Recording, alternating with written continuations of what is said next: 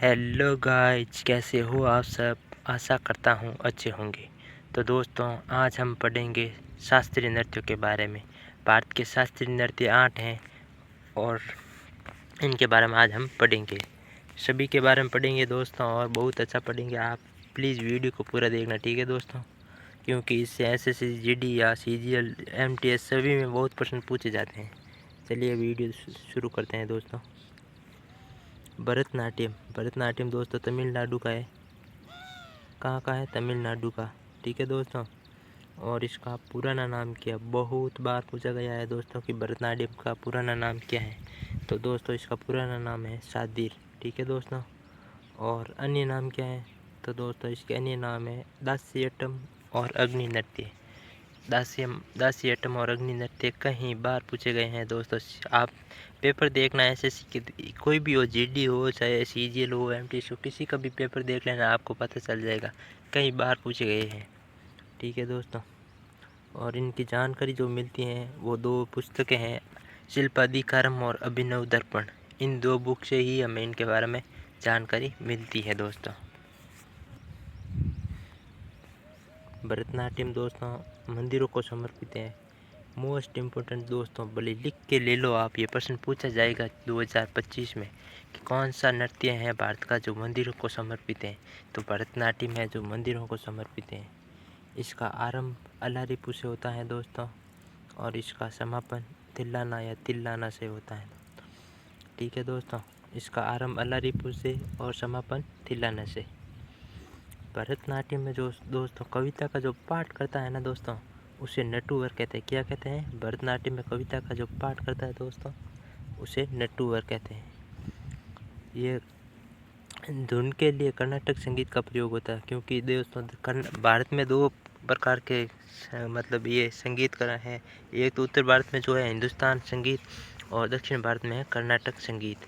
जो दोस्तों ये दक्षिण भारत में जो हमारे नृत्य हैं, जैसे आंध्र प्रदेश का कुचिपुड़ी हुआ, तमिलनाडु का ये भरतनाट्यम हुआ, या केरल के मोहिनीअट्टम हुई, मतलब इन दक्षिण भारत के जो भी हैं उनका ये कर्नाटक संगीत का प्रयोग होता है, ठीक है दोस्तों। और उत्तर भारत में जैसे कथक हैं तो इनके लिए हमारे हिंदुस्तान संगीत का प्रयोग होता है, ठीक है दोस्तों। और एकल कला द्वारा किया जाता है, इसलिए इसको क्या कहा जाता है पता है आपको? एकहार्य कहा जाता है। मतलब एकल कलाकार द्वारा विभिन्न भूमिकाओं को दर्शाया जाता है, जिसे एकहार्य कहता है। मतलब ये जो नृत्य है वो एक व्यक्ति द्वारा किया जाता है, और वो सभी प्रकार की मतलब वो विभिन्न प्रतियोगिताएं हैं ना, उसमें वो कर देता है, तो इसलिए इसको एकहार्य भी कहा जाता है। ओडिसी दोस्तों, ओडिसी के बारे में पढ़ते हैं। ओडिसी कहाँ का है? आप सभी को पता ही होगा, ओडिशा का, नाम से भी पता चल जाएगा आपको। ओडिशा का है दोस्तों। ओडिशा का है। एक मिनट।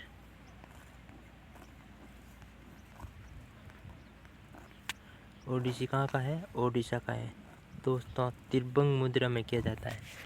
पूछा जाएगा कि ओडिसी, मतलब ये ऐसे पूछा जाएगा कि कौन सा भारत का शास्त्रीय नृत्य है जो त्रिभंग मुद्रा में किया जाता है। तो दोस्तों ओडिसी भारत का एकमात्र ऐसा शास्त्रीय नृत्य है जो त्रिभंग मुद्रा में किया जाता है। इसे ओरिली भी कहा जाता है। ओडिसी का ही एक अन्य नाम है ओरिली, ठीक है दोस्तों।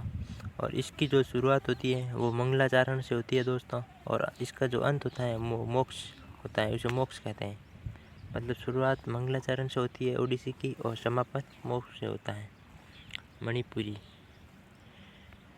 मणिपुरी दोस्तों मणिपुर का है, ठीक है दोस्तों। मणिपुर का है ये वैष्णव संप्रदाय से संबंधित है दोस्तों। वैष्णव संप्रदाय से संबंधित है। भगवान कृष्ण के बाल्यकाल की कहानियों को दर्शाया गया है इसमें, मतलब, ठीक है दोस्तों। इसकी प्रमुख 3 शैलियाँ हैं दोस्तों, लाई अरोबा, संकीर्तन, ठीक है दोस्तों, और रासलीला। लाई अरोबा, संकीर्तन और रासलीला, ठीक है दोस्तों। 3 प्रमुख शैलियाँ हैं इसकी। और इसमें जो वाद्य यंत्र का प्रयोग किया जाता है दोस्तों, वो पैना वाद्य यंत्र है, ठीक है दोस्तों। ये प्रश्न बहुत बार पूछा गया था कि मणिपुरी जो शास्त्रीय नृत्य है उसमें कौन सा वाद्य यंत्र प्रयोग किया जाता है।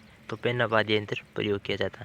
दोस्तों मैं जो भी यहाँ पे लाऊंगा वो सिर्फ वो एग्जाम में पूछे जाएंगे वैसे ही प्रश्न लाऊंगा, अन्य नहीं